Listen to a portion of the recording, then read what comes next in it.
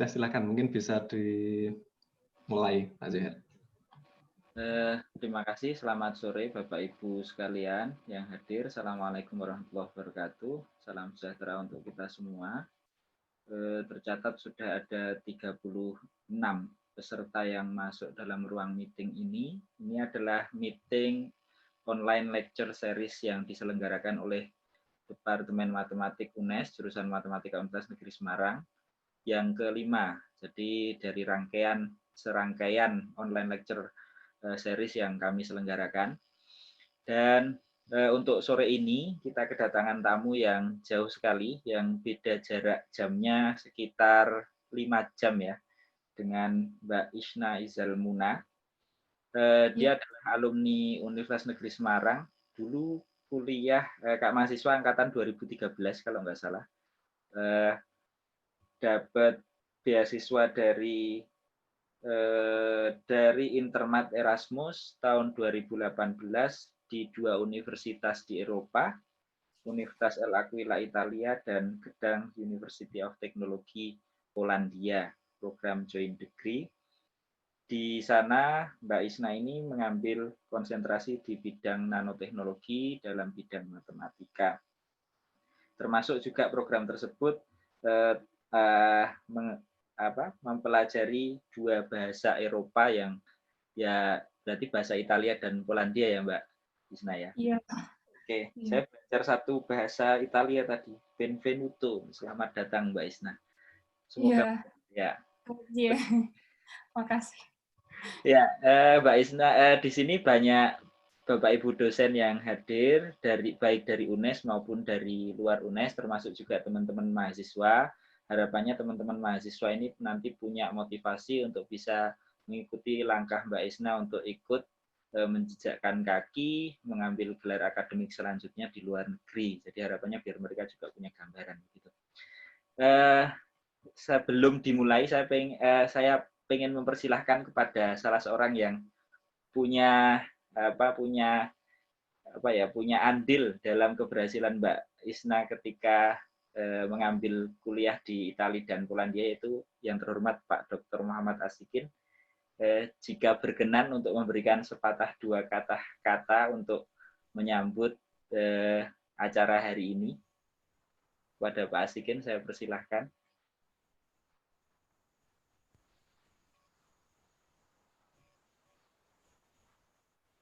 Oh, tidak ada respon?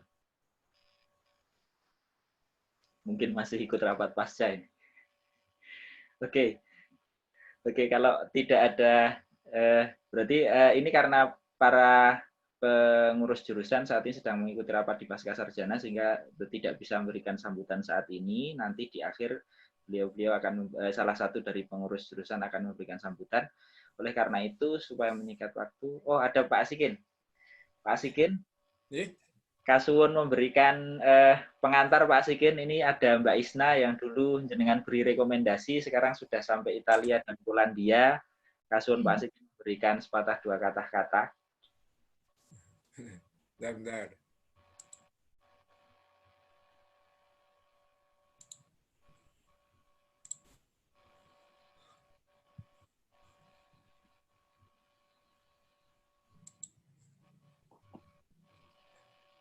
Dan langsung aja Mas. Oke, monggo Pak.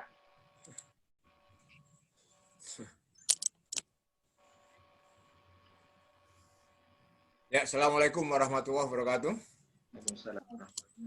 Alhamdulillah pada sore hari ini kita bersua dalam acara rutin yang diprakarsai oleh teman-teman muda di matematik. Dan kita berdoa pada Allah, mudah-mudahan pertemuan kali ini juga bisa berlanjut dengan pertemuan-pertemuan yang sifatnya lebih pada pertemuan yang fisik ketemu, ya. Karena lama tidak ketemu dengan yang lain-lain ini. Alhamdulillah pada sore hari ini kita kedatangan tamu ya, secara online, ya. Selamat sore Mbak Isna. Selamat sore ya. Pak. Alhamdulillah ketemu lagi ya, lama tidak ketemu ya, sudah Alhamdulillah. Dan saya terima kasih Mbak Isna bersedia mengisi acara ini, satu kegiatan yang sudah rutin dan ternyata memang sudah bisa dihadirkan. Alhamdulillah, karena itu sebagai sambutan singkat mewakili mungkin teman-teman jurusan belum ada yang hadir. Saya memberikan satu apresiasi pada Mbak Isna. Mudah-mudahan nanti kuliahnya cepat selesai, ya, kembali ke Indonesia dan nanti bisa berlanjut mau program seperti apa, langsung S3 apa sebagainya. Ya, demikian mungkin yang bisa saya sampaikan, Pak Zuhair, ya, dan masih Mas Adi, yang teman-teman, ya. Waalaikumsalam warahmatullahi wabarakatuh. Waalaikumsalam warahmatullahi wabarakatuh. Terima kasih banyak Pak Asikin. Demikian sambutan dari Pak Asikin, mewakili teman-teman dosen, Bapak Ibu dosen lain di jurusan matematika. Selanjutnya untuk menyingkat waktu, saya persilahkan kepada Mbak Isna untuk menyampaikan materi, termasuk kalau ingin menyampaikan pengalaman-pengalaman terkait mencari beasiswa intermed di Italia dan Polandia. Silahkan, Mbak. Ya. Ini saya share screen, Pak. Silahkan.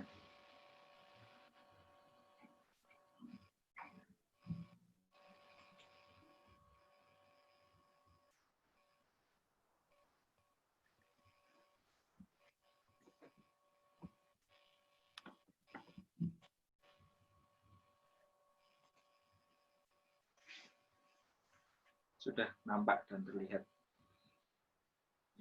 Oke. Bismillahirrahmanirrahim. Assalamualaikum warahmatullahi wabarakatuh.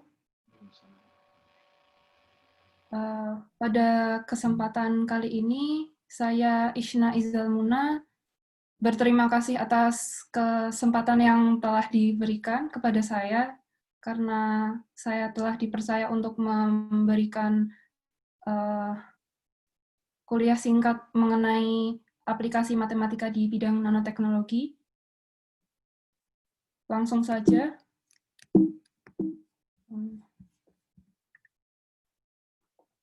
Ini biodata singkat dari saya. Nama Isna Izalmuna.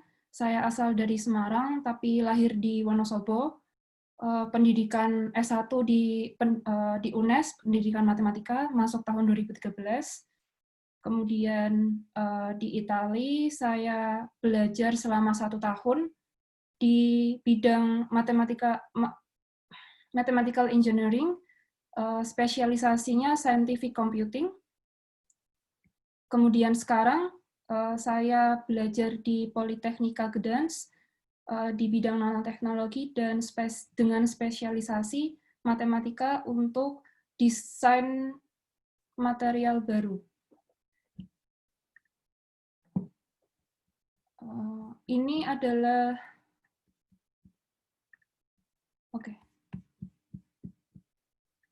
Ini adalah mata kuliah yang saya pelajari selama 1 tahun di Italia. Ada persamaan diferensial parsial aplikasi, ada dynamical system, functional analysis. Ini sangat berperan penting dalam bidang teknik. Kemudian saya belajar juga data analytics, parallel computing, discrete dan continuum mechanics, stochastic modeling, dan juga numerical method. Kemudian di tahun kedua, saat sekarang ini, di semester 1 kemarin saya sudah belajar classical simulations, quantum simulations, computer modeling, low dimensional systems, mechanics of composites and metamaterials, dan lain sebagainya. Ini adalah gedung dari Politehnika Gdansk yang saat ini saya sedang berkuliah. Ini adalah gedung utamanya. Dan pada kuliah singkat kali ini, saya akan menjelaskan beberapa bagian. Yang pertama, saya akan menjelaskan apa itu nanoteknologi, mengapa nanoteknologi, dan aplikasi nanoteknologi. Ke bagian kedua, saya akan menjelaskan tentang classical physics. Yang bagian ketiga, saya menjelaskan quantum mechanics. Dan yang terakhir, tentang program yang saat ini saya sedang jalani, yaitu Intermaths, dan ada juga program MathMods. Oke. Masuk ke bidang nanoteknologi. Jadi, bidang nanoteknologi ini adalah interdisiplin area dari fisika, kimia, matematika, dan biologi. Saya menyadari kalau di bidang nanoteknologi sekarang, matematika itu sangat berperan penting karena sebagaimana kita tahu, di fisika, di kimia, maupun di biologi itu juga tetap mengandung matematika, dan disinilah saya belajar aplikasi matematika di dunia yang real. Dalam arti tidak hanya teori, tapi juga secara aplikasi. Nah, karena Fakultas Nanoteknologi di Polandia yang sekarang ini adalah Fakultas Solid State Physics, jadi nanoteknologinya itu lebih menjurus ke fisika. Tapi ada juga nanoteknologi di biologi, misalnya nanomedicine buat obat-obatan gitu, atau farmasi, nanofarmasi. Nah, kenapa nanoteknologi?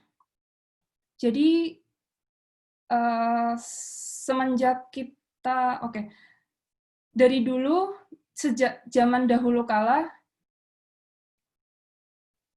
saat masih manusia purba dan saat manusia belum secanggih dan semodern sekarang, alat-alat yang digunakan pada zaman dahulu itu sangat terbatas sekali. Misalnya, zaman dulu waktu manusia belum kenal apa itu ilmu pengetahuan, belum kenal apapun, mereka itu menggunakan alat yang seadanya, yaitu dari zaman batu. Setelah zaman batu ada namanya zaman perunggu, ya, perunggu. Kemudian ada zaman iron atau zaman besi. Kita bisa lihat di sini contoh benda-benda dari zaman besi seperti apa, ya, dari besi. Kemudian setelah zaman besi adalah zaman silikon. Nah, di zaman silikon ini itu dalam kata lain ini merupakan zaman di mana informasi digital itu sangat berkembang. Ya, sangat berkembang. Khususnya sampai sekarang kita sudah tahu sangat banyak teknologi sudah berkembang. Ya. Di sini kita lihat ada diagram, ada gambar bagaimana revolusi dari teknologi sendiri, yaitu dari contoh tahun 1976, terus ada tahun 93, 2015, kita kenal ada Galaxy S6, di 2017 ada Galaxy S8, dan sekarang saya kurang tahu karena saya tidak pernah beli HP baru. Ya, terus setelah itu, di sini kita lihat di tahun 76, 93, itu ukuran komputer, ukuran alat-alat teknologi itu masih sangat besar, ya. Kalau kita cari di internet, ukuran komputer di tahun 76 itu sangat-sangat besar, bisa sampai satu ruangan penuh. Nah, semakin bertambah tahun, ukuran ini semakin mengecil. Kita tahu kalau sekarang kita lihat di sini. Ya. Semakin mengecil, dan kalau kita bandingkan ukuran dari tahun ke tahun itu, teknologi semakin mengecil, jelas terlihat. Kita bandingkan dari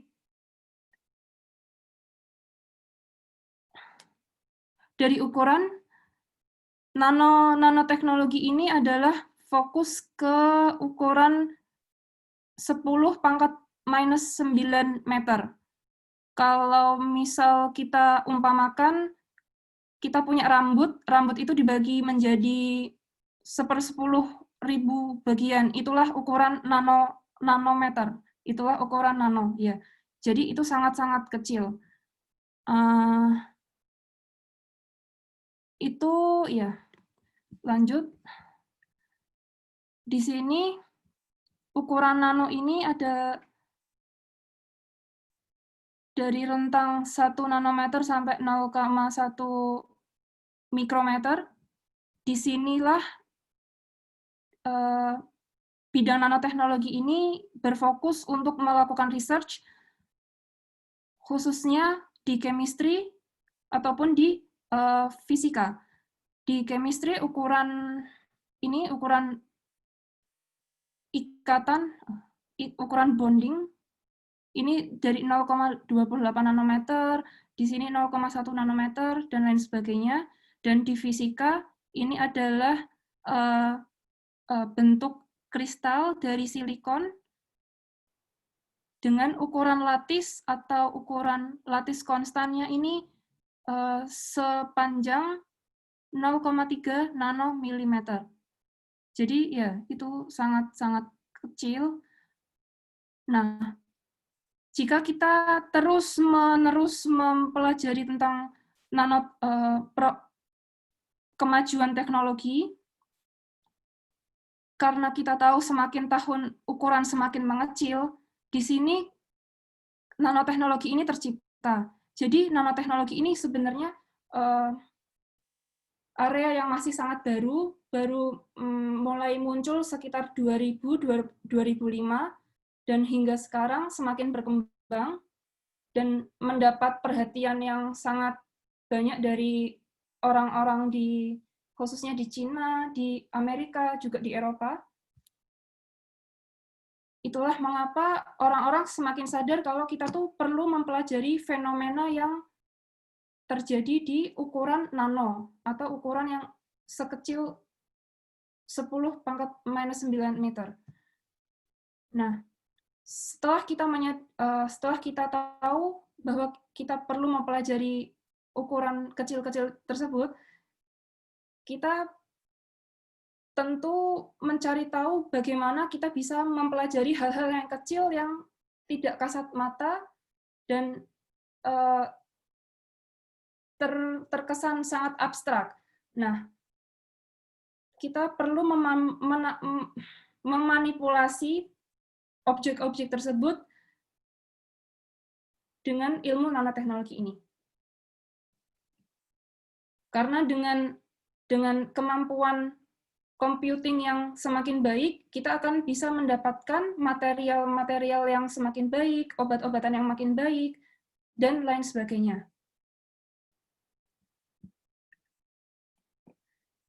Definisi dari nanoteknologi adalah perkembangan dan penggunaan alat-alat yang memiliki ukuran yang sangat kecil, sekecil ukuran nanometer, atau 10⁻⁹. Dari nano.gov, definisi dari nanoteknologi itu adalah riset dan perkembangan teknologi di ukuran atomik, molekular, atau makromolekular level dengan skala 1 sampai 100 nanometer untuk menyiapkan pengertian yang fundamental.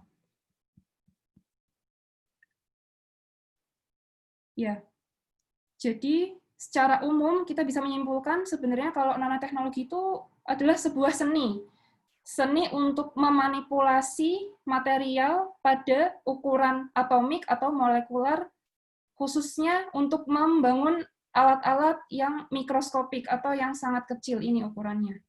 Di sini ada di bidang nanoteknologi kita kenal ada beberapa range interval untuk ukuran-ukuran yang kita pelajari. Ukuran yang paling besar itu kita sebut bulk atau bulk, itu ukurannya 10⁻⁵ nanometer. Ya. Ukuran yang paling besar yang kita pelajari, kalau misalnya kita bandingkan dengan kehidupan nyata, itu masih sangat kecil ya. Ya, apalagi ini itu padahal yang paling besar yang kita pelajari di nanoteknologi.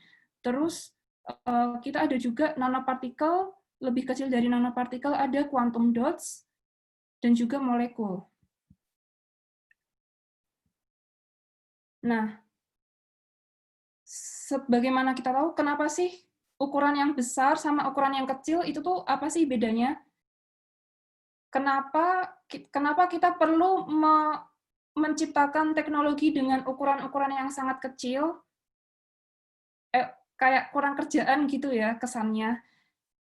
Enggak, itu sebenarnya enggak kurang kerjaan, tapi sebenarnya itu merupakan fungsi dari nanoteknologi. Nanoteknologi adalah kita berusaha untuk mengembangkan, mencari tahu properties apa yang terdapat dari materi-materi yang sudah ada di alam, kita gali terus, karena ukuran yang besar dengan ukuran yang kecil itu memiliki fungsi dan properti yang berbeda. Dan kebanyakan semakin kecil ukuran itu semakin mahal fungsinya, semakin bagus fungsinya. Contoh karbon itu kalau di alam bebas ya mungkin harganya tidak semahal seperti karbon yang sudah diciptakan dengan ukuran yang kecil. Ada beberapa karbon allotropes, misalnya grafit itu 3 dimensi, ada juga grafin itu 2 dimensi, berbentuk layer, dan itu biasanya digunakan untuk bahan-bahan elektronik, bahan-bahan optoelectronics, seperti itu. Nah, di sini crystalline of silicon itu memiliki properties yang bergantung pada size dan juga skala yang bergantung juga pada size. Dan size ini biasanya kita mengetahui dari rasio dari surface area dibandingkan dengan volume.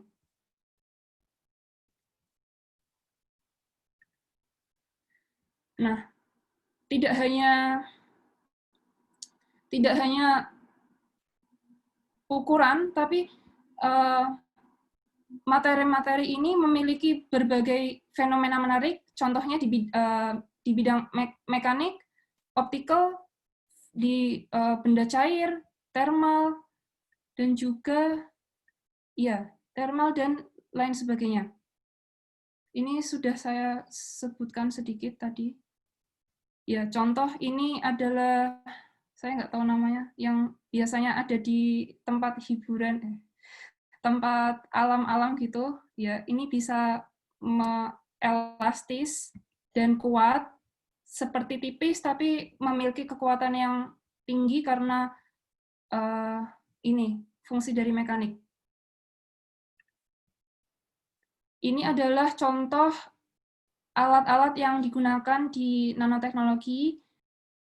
Ini adalah scanning electron microscope, dan ini atomic force microscope. Ini dari dekat, scanning electron microscope. Ada beberapa objek sampel di sini,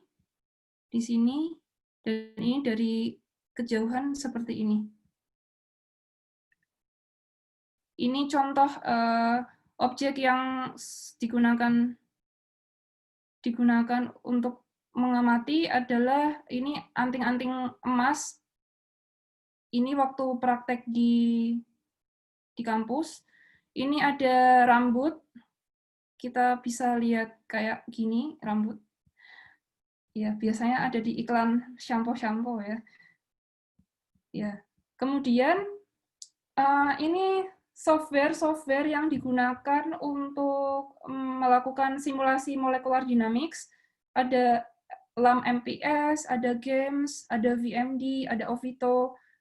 Kedua software yang ini itu untuk mensimulasi molekul-molekul atau atom-atom dalam skala yang sangat banyak, karena kalau kita mencoba mensimulasikan satu persatu, kita tidak sanggup karena membutuhkan waktu, membutuhkan tenaga. Jadi kita memanfaatkan software yang sudah diciptakan oleh orang-orang yang terdahulu yang pintar-pintar itu. Kemudian ini VMD sama Ovito itu untuk memvisualisasikan simulasi yang sudah dibikin dengan LAMS dan games ini. Kita juga belajar bahasa pemrograman karena untuk menggunakan software ini kita butuh input file, di mana input file ini isinya adalah koordinat-koordinat dari structure yang kita generate, yang kita bikin menggunakan beberapa bahasa pemrograman.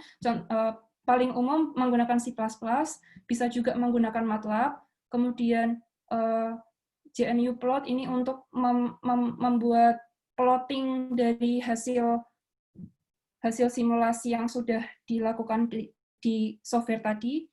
Kemudian kita harus bisa mengoperasikan Linux, juga harus tahu Bash dan scripting juga. Karena kita bekerja biasanya menggunakan superkomputer, karena kalau kita menggunakan komputer kita pribadi, itu tidak bisa cukup memorinya, karena memorinya terbatas.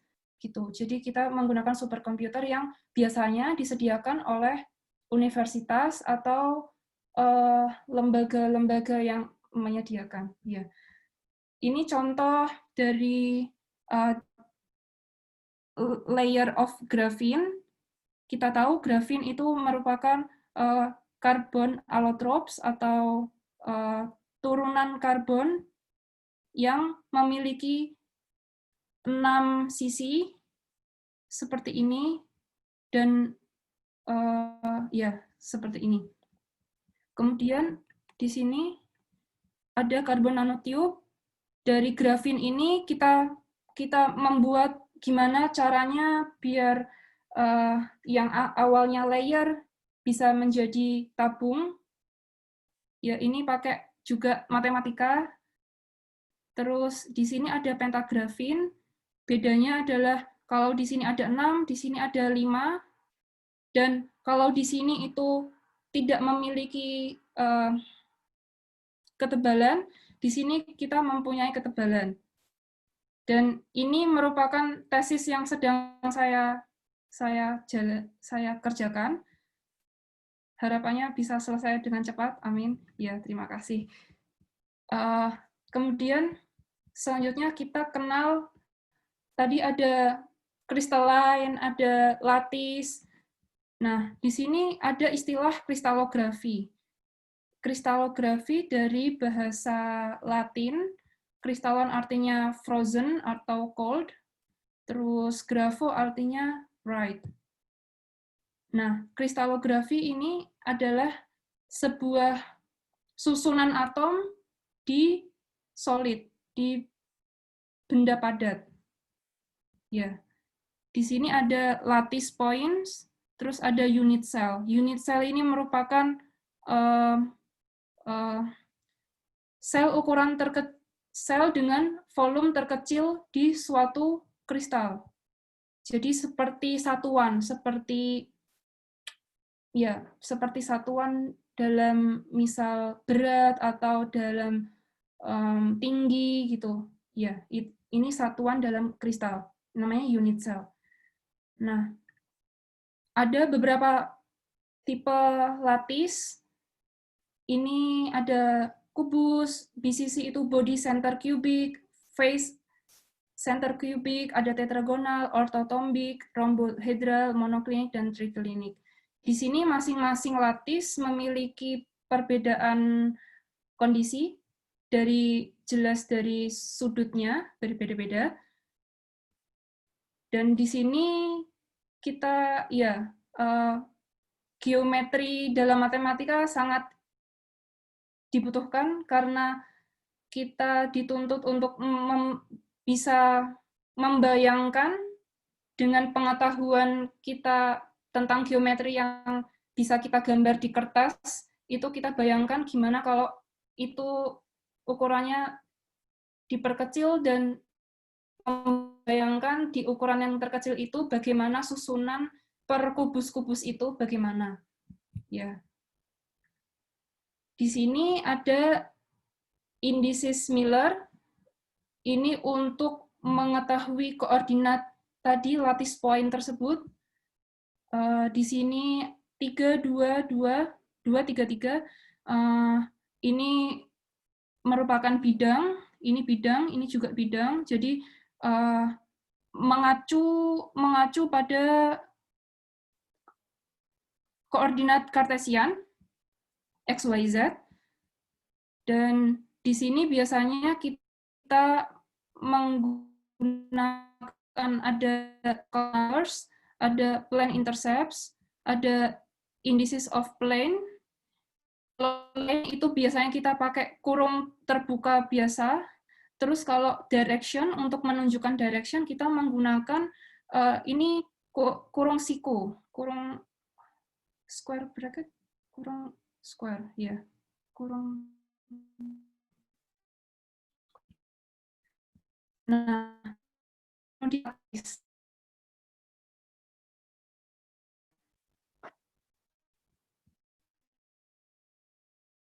susunan poin-poin yang diulang-ulang. Jadi kita dengan berarti kita terbayang seperti ini. Ada titik-titik kali dengan rapi, dan ini bisa diformulasikan dengan equation mathematics equation Rn equals to N1A plus N2B plus N3C, di mana N1, N2, N3 ini adalah integers atau bilangan bulat. Dan A, B, C itu vektornya. Jadi kayak merupakan kombinasi linear dari vektor-vektor ini. Oke. Tadi mengenai geometri dalam matematika, kita tahu ada kubus, ada lattice, ada vektor, ya. Kemudian sekarang saya akan menjelaskan mengenai dynamical equations yang juga memiliki aplikasi di matematika. Ada kuantum, ada classical physics, dan yang paling terkenal ini Schrödinger untuk kuantum dan Newton untuk classical physics. Jangkauan nanoteknologi yang kita pelajari adalah di kuantum, irisan antara quantum mechanics dan molecular dynamics. Jadi quantum mechanics ini berguna sebagai basic atau theoretical part, kalau yang molecular dynamic ini sebagai practical part, atau yang tadi simulasi tersebut itu berlangsungnya di scope yang hijau ini. Nah, apa sih perbedaan secara mendasar tentang classical physics dan quantum mechanics? Ya, kalau classical physics itu fokusnya ke macroscopic particles dan quantum itu microscopic particles. Kalau di classical physics kita tidak menghiraukan apakah di dalam suatu atom itu ada elektron atau ada proton, seperti itu. Jadi atom itu ya sudah paling kecil tuh atom. Tapi di kuantum, si atom ini masih bisa dibagi-bagi lagi, masih bisa diselami lagi, ternyata ini ada elektron, ada proton, dan sebagainya. Classical physics berdasarkan motion, Newton's laws of motions, dan juga Maxwell electromagnetic wave theory. Kalau di kuantum itu berdasarkan Planck's, teori Planck's, dan juga ada Schrödinger, ya harusnya di sini Schrödinger juga. Nah, Kalau di classical physics itu, kalau kita belajar fisika, kita tahu ada gaya sama dengan massa dikali percepatan, itu dari classical physics. Kemudian untuk quantum mechanics, kita karena di kuantum itu kita mempelajari hal-hal yang lebih kecil dari suatu atom, kita tidak benar-benar tahu di mana posisi-posisi partikel tersebut. Jadi kita cuma bisa menggunakan probability untuk menemukan di mana sih si partikel ini tuh berada, gitu. Nah, di classical approach itu kita biasanya kenal dengan metode partikel. Dan kita men-treat atom itu tidak bisa dibagi-bagi lagi, udah kita menganggapnya paling kecil. Lalu bagaimana kita memperhitungkan elektron ini? Kita bisa memperhitungkannya dengan menggunakan numerical integration of the equations of motions. Jadi dari rumus yang pertama tadi, kita tahu F sama dengan M kali A itu percepatan, dan percepatan ini, sebelum kita tahu apa itu percepatan, kita tentunya, karena kita di klasikal, kita sudah tahu posisi, beda dengan di kuantum yang kita tidak tahu posisi, jadi di klasikal kita pertama kali kita sudah tahu ada R, ada position dari partikel-partikel itu. Katakanlah kita punya di sini, dan sebagainya. Nah, dari sini, saat kita ingin menghitung perbedaan dari posisi-posisi tersebut, saat kita ingin menghitungnya tidak satu-satu begitu, tapi lebih cepat, lebih halus, diperhalus, kita menggunakan integration. Jadi kita gambar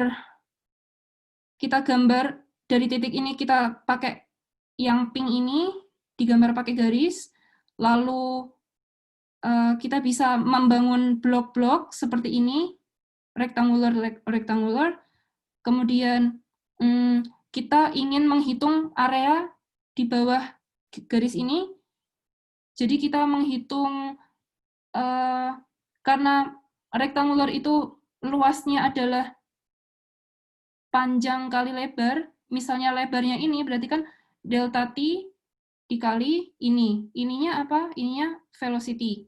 Jadi, untuk satu blok kita punya delta T1 dan V1.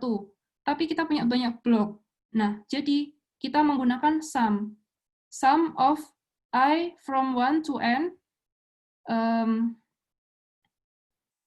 Kalau misalnya ini ada N blocks, kita dari 1 sampai N.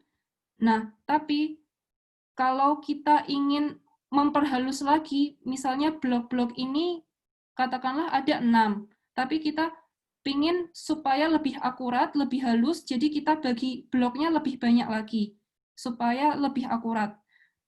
Berarti kita memperkecil, delta T. Nah, semakin kecil delta T, berarti akan semakin banyak N-nya, ya. Jadi semakin kecil delta T, N-nya akan semakin banyak. Dan semakin banyaknya N ini, kita bisa menyimpulkan kalau N ini tidak terhingga, ini infinite. Gitu. Nah, ini kita menggunakan kalkulus integral kalkulus. Jadi dari limit, kita menghitung limit N infinite, sum of VI delta T menjadi integral VI dt equals to R. Karena ini merupakan posisi dari R. Oke, kita dapat sama, ini tahapnya juga sama seperti itu. Kita sudah punya V, kita mau mempercepat lagi V, jadi kita hitung lagi blok-bloknya, terus kita dapat seperti ini. Nah, V sama dengan dr per dt, dan A sama dengan dv per dt. Di sini baru kita masukkan ke akselerasi yang di sini, kita dapat d squared ri per dt squared, karena kita menghitung ini 2 kali, ya, mengintegral 2 kali, maka kita mendapatkan A itu diferensial 2 kali dari posisi. Nah, kemudian dipercepat sedikit ini oh ya, biar nanti sesi tanya. oh ya Pak. Ya. Lalu dari hasil F sama dengan M kali A, kita mendapatkan namanya momentum dan posisi. Posisinya ini R1, R2, Rn, dan momentum itu kita tahu ada suatu potensial. Nah, potensial ini kita mencari gradiennya, gradien potensial, yaitu perubahan secara lokal dari setiap potensi, dari setiap partikel yang dimiliki with respect to displacement, dengan mengacu pada displacement, perpindahan. Di sini kita dari gradien U, kita bisa dapat do U, do Xi, ini partial differential equation dengan arah X, Y, dan Z. Contoh lain dari potensial, kita tahu harmonic potential, ini ada potensial sama dengan setengah K R minus R O squared. Ini merupakan potensial dari F sama dengan K times delta X. Biasanya ini terjadi di covalent bonds, dan ini biasanya hanya valid untuk equilibrium condition. Dari klasikal kita beranjak ke kuantum. Pada abad 19 kita kenal ada Max Carl Ludwig Planck.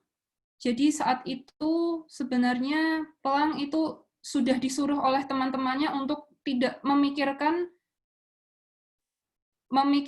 lagi perkembangan fisika, karena saat itu semuanya tuh sudah ditemukan di classical physics waktu itu. Semuanya sudah pasti. Tapi si Planck ini ingin menggali lagi, sebenarnya sepertinya tidak cukup dengan klasikal. Makanya dia belajar lagi dan dia menemukan bahwa electromagnetic energy itu tidak mengikuti classical physics. Di mana classical physics itu energinya itu kontinum, dan Planck berpendapat kalau energi itu tidak kontinum, dia discrete. Jadi dia bisa dipaket-paketkan. Jadi tahun 1900 itu adalah awal mula lahirnya quantum mechanics. Nah, di quantum mechanics ini kita ada beberapa aksiom. Yang pertama adalah quantum state. Ini untuk menjelaskan posisi-posisi dari partikel yang tadi kita tidak tahu, karena kuantum itu sangat kecil, kita nggak yakin ada di mana, jadi kita menggunakan probability. Nah, di sini, sebagaimana Max Born, probability ini bisa dihitung dengan menggunakan multi-integral dari R1 sampai N, kemudian psi star dan psi, ini integral dari sini. Ini adalah quantum state-nya. Quantum state adalah keadaan di mana dimungkinkan si partikel ini berada. Ya. Kemudian ada juga kita belajar correspondence rules. Jadi untuk setiap physical quantity, kita bisa menggunakan linear operator. Ya, linear operator kalau di functional analysis kita tahu ini adalah sebuah operator yang berada di vector space dan dia menghubungkan suatu elemen di vector space ke elemen lain di vector space lain. Jadi misal kalau kita ada A, agak dipercepat sedikit waktunya sudah habis. Biar bisa masuk ke sesi tanya jawab. Oh iya. Jadi ini ada A, C1 plus C2, ini bisa dengan menggunakan linear operator kita mendapatkan ini. Ada beberapa contoh linear operator, contohnya .x, integral, ini karena hasilnya selalu linear, dan non-linear, contohnya akar, kuadrat, dan sinus. Kemudian ini operator, kita menggunakan angular momentum, energy interactions, total energy Hamiltonian, ini untuk konservasi energi, ada kinetic energy dan potential energy. Ini Hermitian operators atau adjoint, biasanya kita tahu di matematika adjoint. Ini ada seperti ini dari matematika, jelas. Kemudian wave function, ini teori fundamental dari Schrödinger. Ini ada I itu imaginary unit, H itu Dirac, dan lain sebagainya. Ya, ini adalah quantum state. Next, ini ada eigenvalues, ada eigenstates. Terus ini adalah properties yang ada di kuantum mekanik, dan itu semua adalah matematika. Oke. Saya potong dulu ya, Mbak ya. Iya. Oke. Nanti sambil ini kan tinggal penjelasan tentang beasiswa ya. Iya.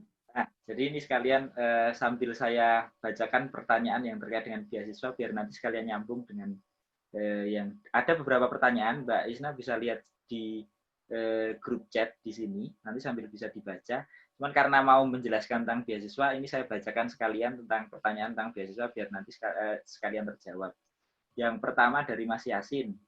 Bagaimana pengalaman Mbak Isna sehingga bisa mendapatkan beasiswa sekeren itu? Bagaimana cara menyusun studi plan yang keren dan dalam teori yang dipelajari bidang matematika apa yang paling berperan? Satu itu. Sambil bisa dijawab dulu, Mbak. Nanti sambil saya tanyakan, carikan apa? Saya compile pertanyaannya. Kalau saya pribadi, karena dari dulu saya memang berkeinginan untuk melanjutkan kuliah di luar negeri, jadi saya mempelajari apa saja sih syarat-syarat biar bisa diterima kuliah di luar negeri. Jadi yang paling penting kalau kita pengen belajar ke luar negeri itu kita harus tahu target kita. Misal kita pengen ke negara A, ke benua A, terus ke universitas A, syarat-syarat apa saja yang dibutuhkan, dan kita harus benar-benar mempersiapkan syarat itu. Karena diterima atau tidaknya kita di sebuah universitas atau sebuah program itu dari syarat-syarat yang mereka berikan. Nah, kalau saya dulu persiapannya, yang pertama dari IELTS, jadi benar-benar belajar bahasa Inggris, tidak hanya bahasa Inggris yang sudah kita dapat selama sekolah dan di kuliah, tapi bahasa Inggris yang bersertifikat, contohnya IELTS atau TOEFL, dan banyak di antara teman-teman saya yang terkendala di IELTS, jadi harus mengurungkan niat untuk berkuliah di luar negeri. Ini sangat penting karena ya sebagaimana kita tahu, kalau kuliah di luar negeri, kita tidak menggunakan bahasa Indonesia, kita tidak menggunakan bahasa Jawa, jadi bahasa internasional yang resmi adalah bahasa Inggris, dan kita harus tidak hanya aku bisa bahasa Inggris, tapi harus diakui oleh lembaga yang resmi. Jadi mempersiapkan IELTS dan TOEFL itu sangat berguna, dan kalau misal masih di semester 3 atau 4 atau 5 atau 6 itu masih ada sekitar 1 tahun sebelum lulus, itu benar-benar dimulai belajarnya IELTS dan diusahakan kalau bisa juga ikut tes minimal 6 atau 6,5 itu sudah bisa dibuat mendaftar ke Eropa gitu. Kemudian untuk membagi waktunya ya dibagi aja. Jadi misal kita tahu ada prioritas, jadi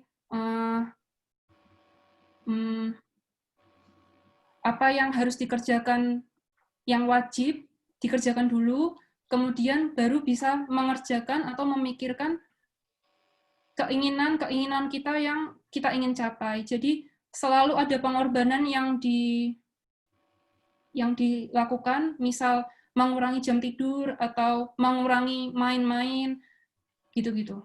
Jadi ya.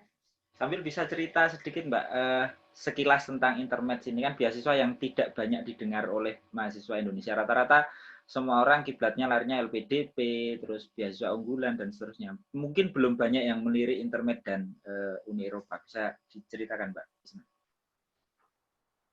Iya, kalau di Eropa sebenarnya memang sangat banyak program-program seperti ini. Jadi tidak hanya di satu universitas, tapi bisa di 2 atau bahkan 3. Dan biasanya kita bisa tahu infonya itu dari Erasmus Mundus. Dulu masih Erasmus Mundus, kalau sekarang jadi Erasmus Plus.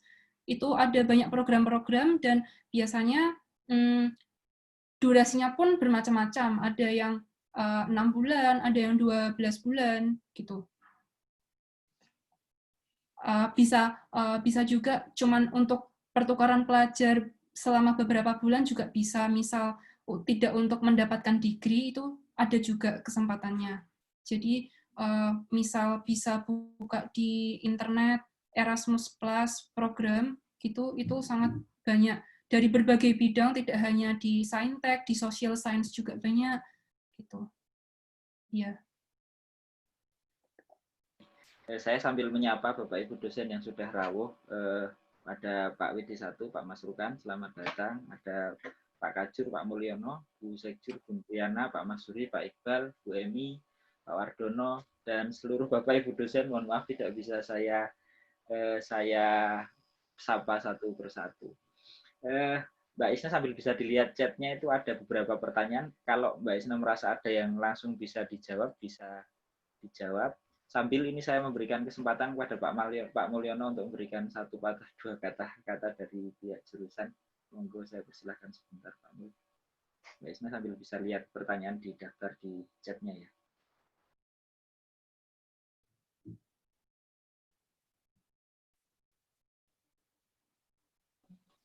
Ya, terima kasih Mbak Isna ya atas pengalamannya ditukarkan kepada adik-adik angkatan. Ya, nanti kalau ada info tolong di-share untuk adik-adik angkatan.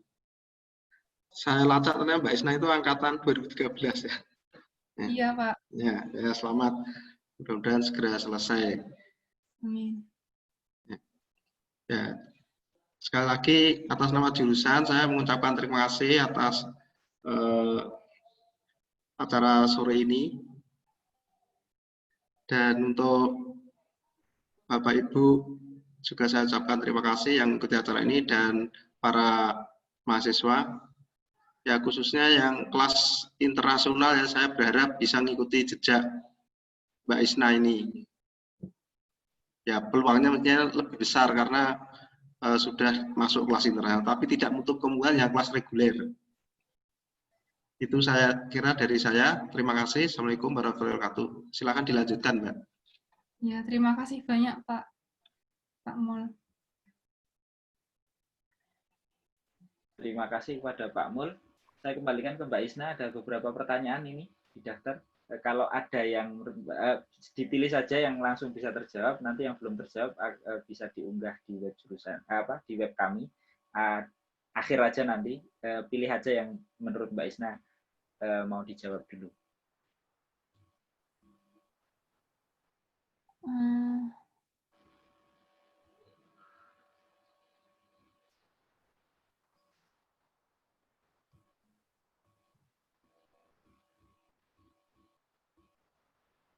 Mungkin Saya mencoba menjawab yang dari Pak Sigit Priyatmoko. Oke, silakan.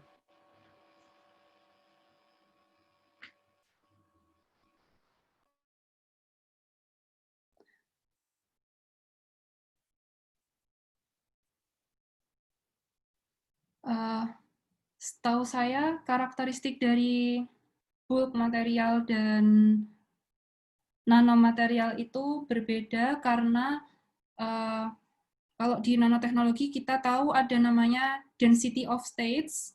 Density of states itu berarti tingkat kepadatan dari material tersebut, dan density of states ini itu menunjukkan di level mana suatu material ini mengandung banyak elektron. Jelas kalau misal di bulk yang ukurannya besar, itu sebenarnya density of states-nya itu kecil.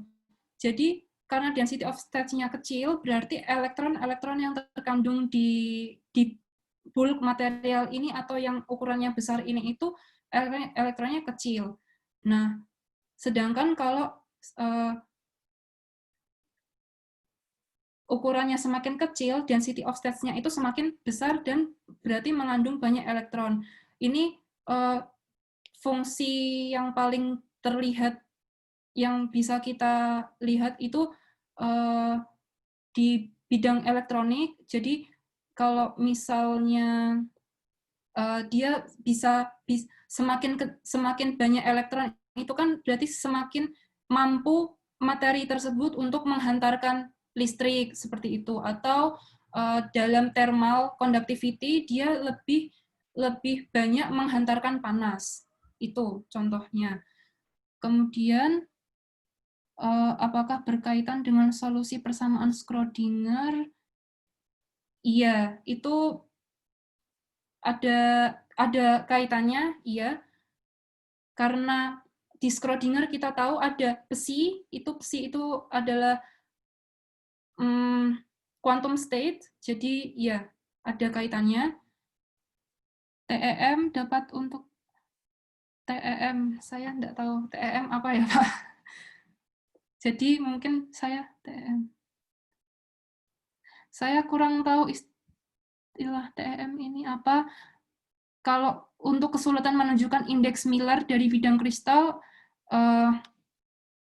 itu sebenarnya tidak susah karena misal kita punya X, Y, Z direction, kita tinggal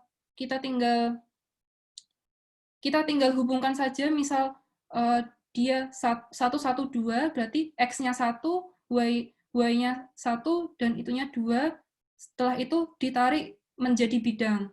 Maksudnya dihubungkan, dan itu akan menjadi bidang.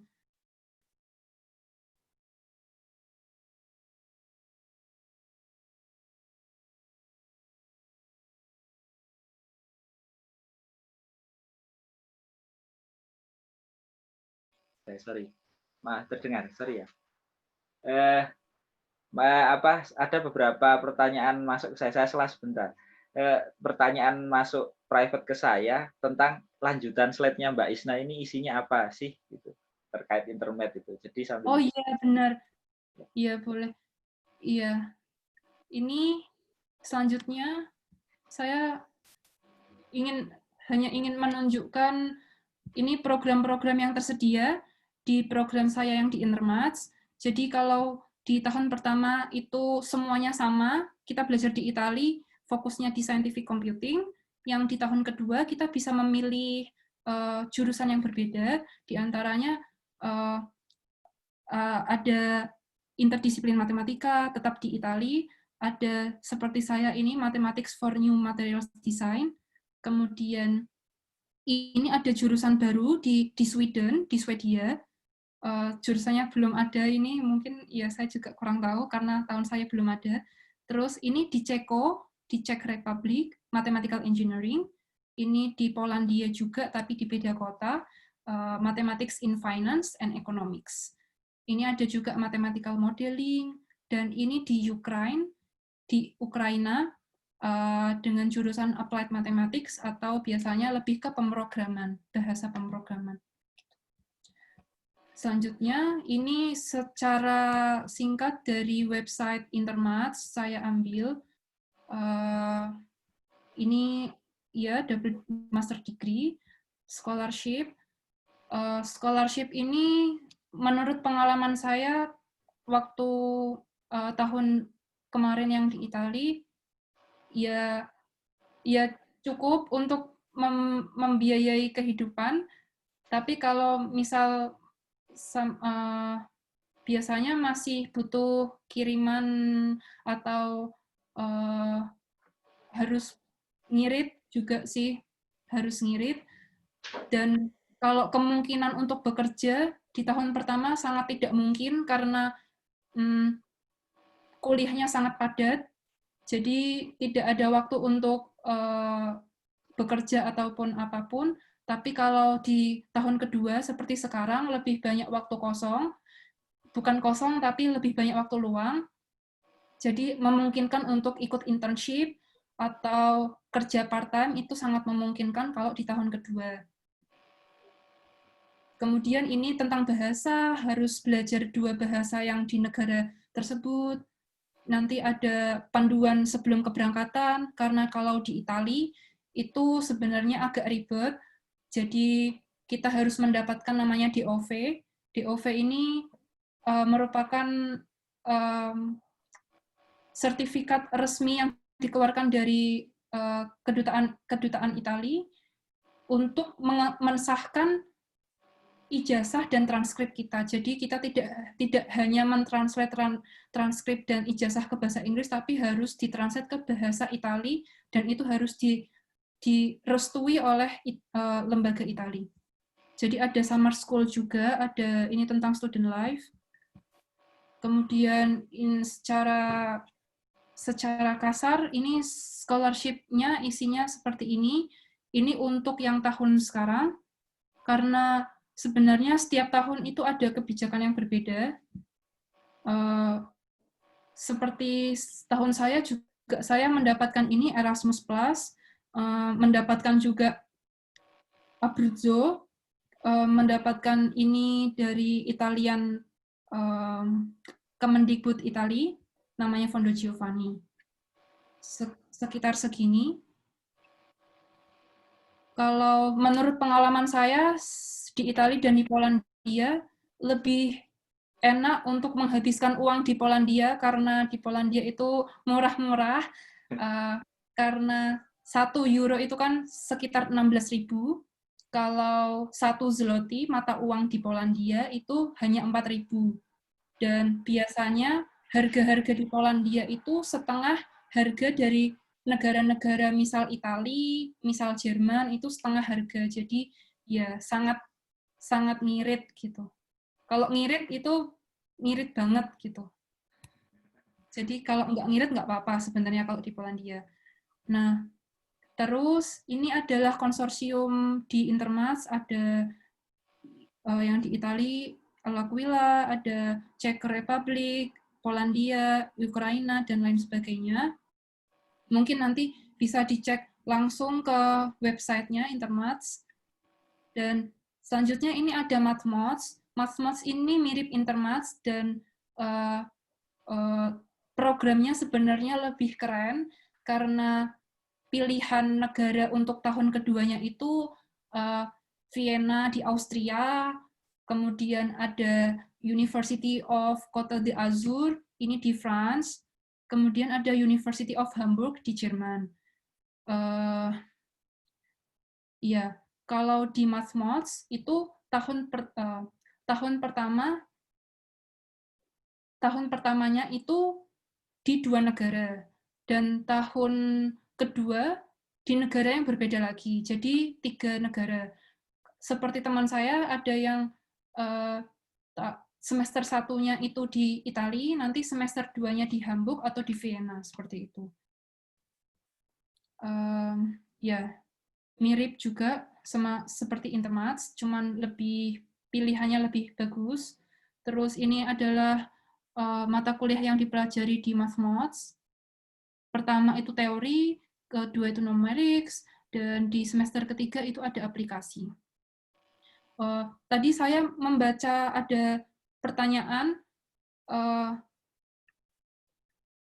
bidang matematika apa yang sangat berguna diterapkan. Itu menurut saya differential equation, kemudian kalkulus, iya, dan functional analysis, karena itu sangat dibutuhkan untuk menghubungkan segala fenomena yang ada di dunia nyata, untuk memodeling, untuk mensimulasi sebuah sistem, itu sangat berguna. Kemudian ini univ-univ yang di MAS-MAS program.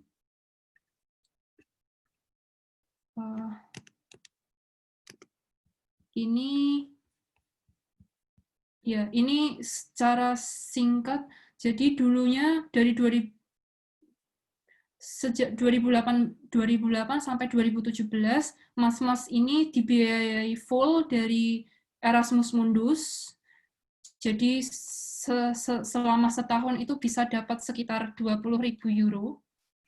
Ya, tapi sekarang sudah tidak didanai lagi dari Erasmus Mundus ini, tapi tetap mendapatkan beasiswa juga dari negara, dari pemerintah Italia. Ini saya dapat info di Facebook, kalau ada juga yang tertarik untuk belajar di Polandia, karena di Polandia itu ada ikatan kerjasama antara Indonesia dan Polandia, jadi setiap tahun ada kuota beberapa jumlah orang Indonesia yang diterima di Polandia melalui namanya beasiswa Ignacy Lukasiewicz atau NAWA, dan ini ada info mengenai scholarship tersebut nanti terdekat ada tanggal 3 Juni, 10 Juni, 17 Juni, mungkin bisa bergabung, dan kalau ada pertanyaan bisa juga ditanyakan. Ini yang membiayai adalah negara Polandia. Gitu.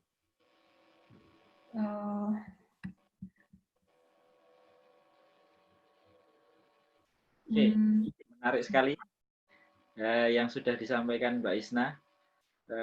Segala mulai dari presentasi terkait dengan nanoteknologi, kaitan nanoteknologi dan matematika, serta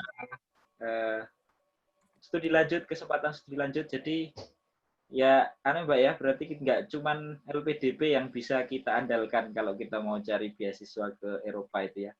Ada banyak peluang, baik itu dari negara tujuan ataupun dari Uni Eropa sendiri. Menarik sekali.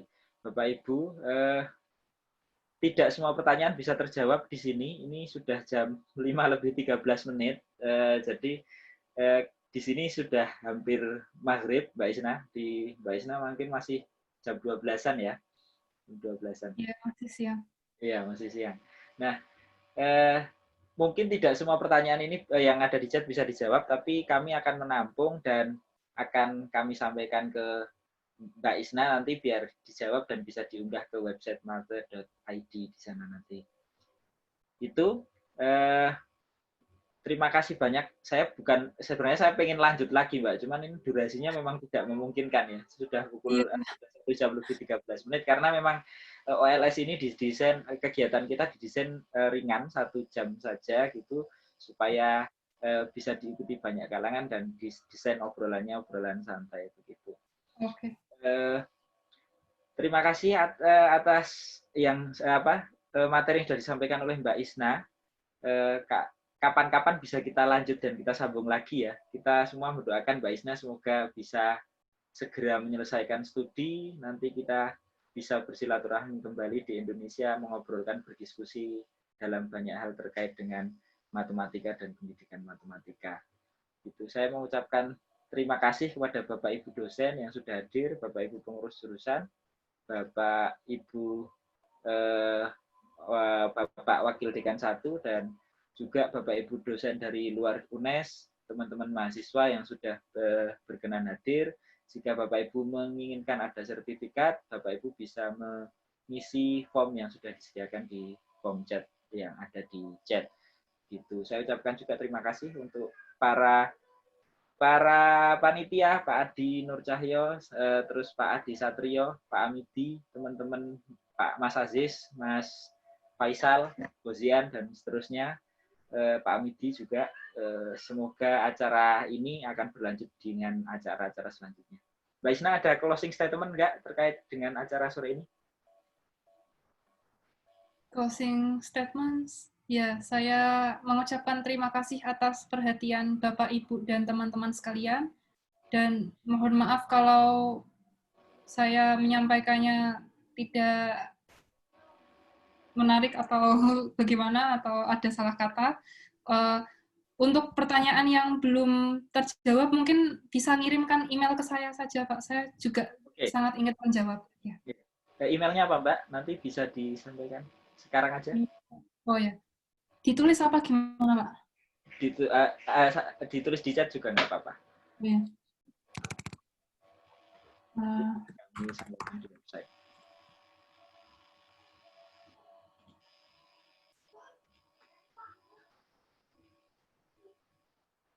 Oke, sudah? Halo, Mbak Isna? Putus jaringannya. Halo? Halo, Mbak Isna? Belum muncul lagi, Pak Adi? Ada masalah mungkin koneksi atau apa ini?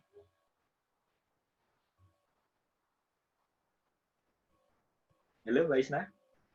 Sepertinya keluar sendiri ya. Terputus mungkin Pak ya? Terputus sepertinya.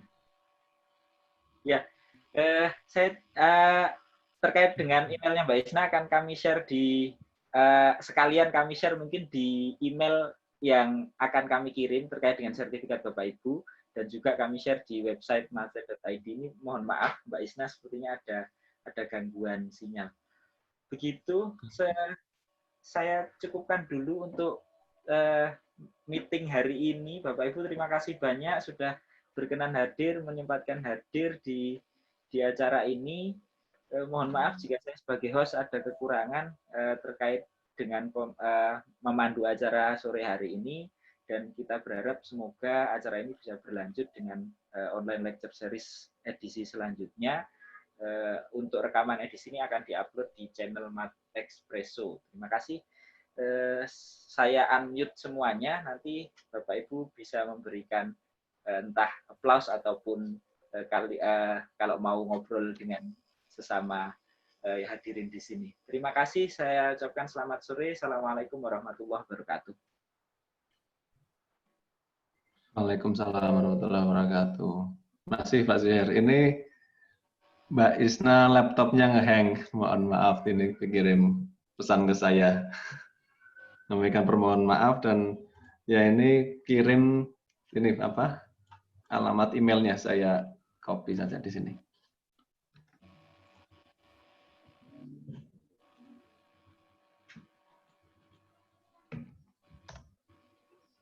Ya, strawberry vanilla. Oke, sudah Pak Zuhair. Terima kasih Pak Zuhair.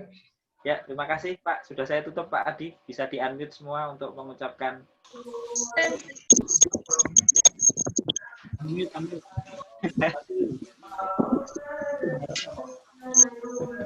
Terima kasih Pak Bapak Ibu dosen, mahasiswa, terima kasih. Semoga termasuk.